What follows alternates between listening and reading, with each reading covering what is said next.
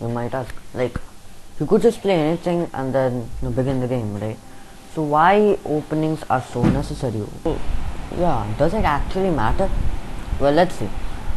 So if you're a high rated player, like, obviously that matters. But speaking of lower rated players, like some of my friends are like, it doesn't matter the opening you play, just matters in the mid game how you play. Is that true? Is that actually legitimately or whatever that's called true? Let's, instead of just making a bold statement and then just saying that it works and then making like 100 opening videos, let me explain that. So for example, you are for example, some of my friends out there play this. Yeah, legitimately they play this. It's called the Kedas opening. They just play like h4. Makes literally no sense to play it.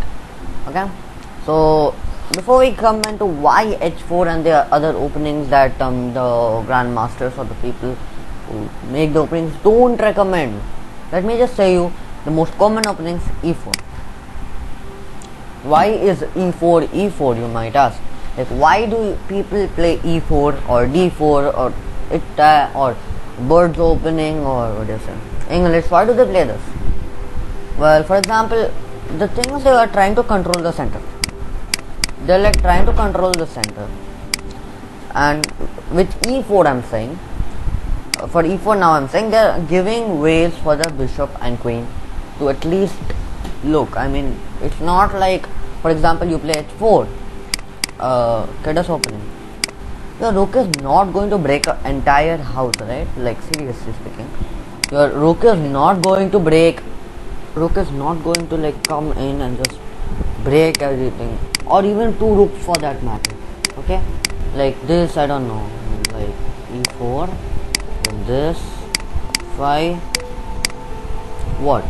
Now you just blundered your rooks, so the bishops become too strong, and like the bishops are insanely strong.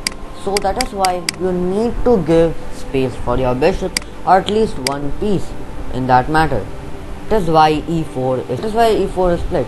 And then a common response to e4 is literally e5. Okay, like that's literally the same idea. So why do you, and now we'll come to why do we need to control the center? What is there in the center, right? That's the question. Well, let me tell you what is in the center. Whenever you play a move which does not occupy the center, like this or this, these four squares, are you able to see?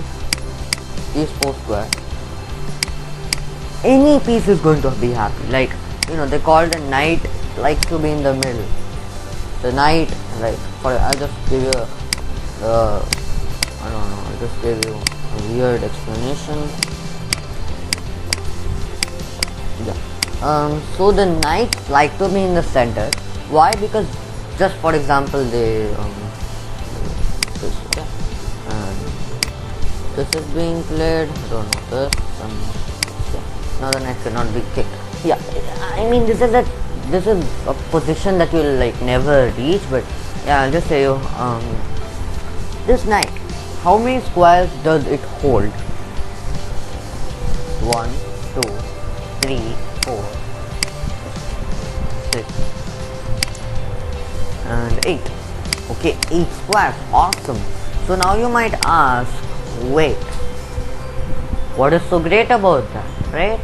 Yeah, you might ask that, what is so great about a knight there? Well, it controls 8 squares, and it can go to defending. It can just go back if any defend situation, it needs to defend any situation, it can just go back.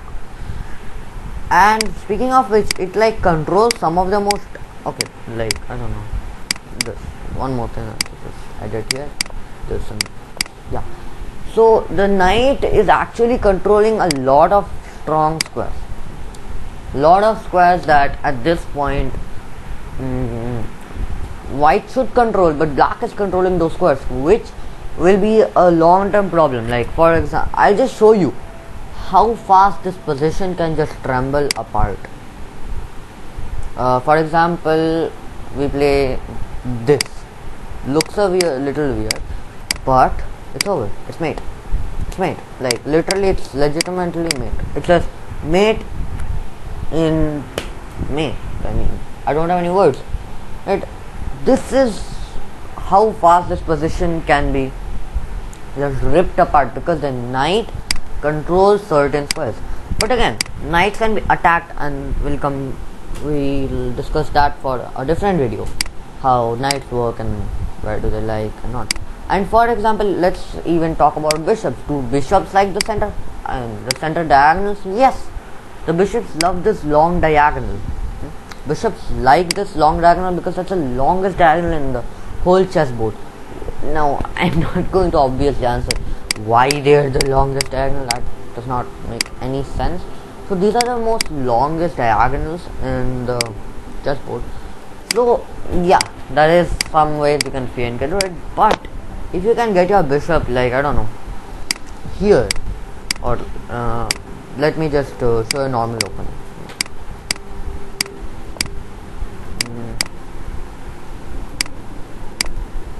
Yeah, here. Now speaking of which, it's not on the longest diagonal. Okay, it's legitimately not on the longest diagonal. But think about it. It is on a long diagonal, right? Like it's just to count how many squares it's handling. 1, 2, 3, 4, 5, 6, 7, 8, 9. Now it's also putting a guard to the square, so 10. And if this f pawn would ever move, then 11. So theoretically it's controlling 11 squares, and on this long diagonal 1, 2, 3, 4, 5, 6, 7, 8 squares, and plus 1 plus 2, okay, 10 squares. Great. But when we put the pieces inside, the problem is now we have played e4, and the bishop would not have a lot of breathing room.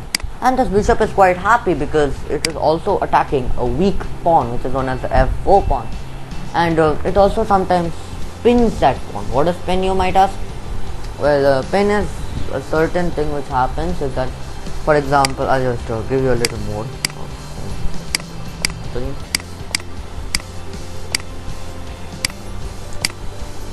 Yeah, castle.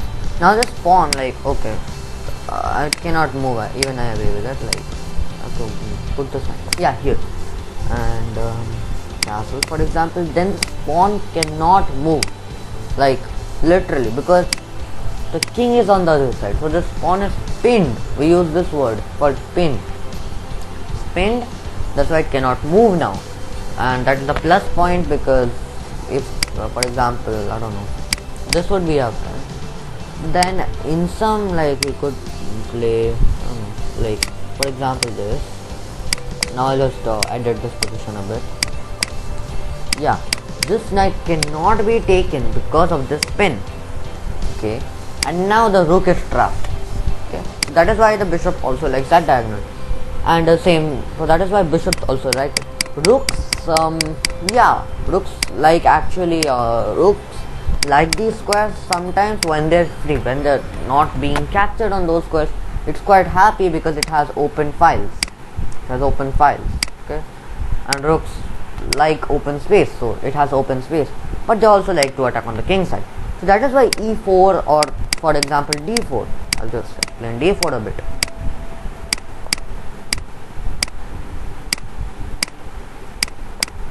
Okay, or let's just, for example, take this, and yeah, what happens is the bishop is open, and it's kind of the same thing, but d4 is like, it's a little more theoretical opening, and there are like a million different lines in the Queen's Gambit itself, and yeah, so people react. So what we have discovered till now, that the way you play the opening, like, let's just say that this was till move 3. Okay, so let's just open the other move 3. You can compare. It has quite some difference. It's very different. For that, I'll give you an example. Well, this bishop is developed here, and the knight here. This pawn is front. This pawn has gone 2 squares.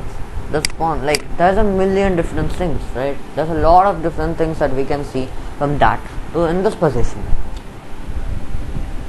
That is why it comes from the opening itself.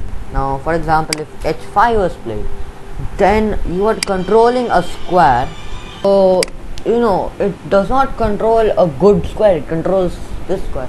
But as I said before, the rooks are not going to just break up an entire castle, right? And if they're like just play this, then your rook is not even going there. Where is it going? You just wasted a move, and now they have more central control. As I said before, central control is very important. Development of pieces, you need to get your pieces out, you need to do it. It's the opening principles. You cannot just play, I'm going to go in the mid game. What if you don't even have that much attack, or you don't have any pieces left in the mid game? You lose in the opening itself.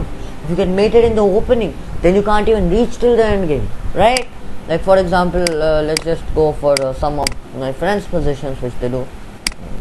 Okay, like one of my friends play this e4, now for example this, which goes here. Now they know that to spawn them, this will happen or this will happen rather. So they'll just get the rook out. Not actually, like then just I'll just give you a theoretical explanation. Okay, like it's mate in one. It's move 4, and if you are over in move 4, you are not going to be playing a whole entire game. Try to understand that. There are a lot of things that they could use, so try to get to know your opening. I'm not saying you to just memorize a million lines of opening, I'm not saying that. Even I haven't memorized like literally every opening. You're not a grandmaster. It's okay if you don't memorize every line, but at least get to know the openings, get to know it a little better, right? So yeah, bye. Let's meet in the next video.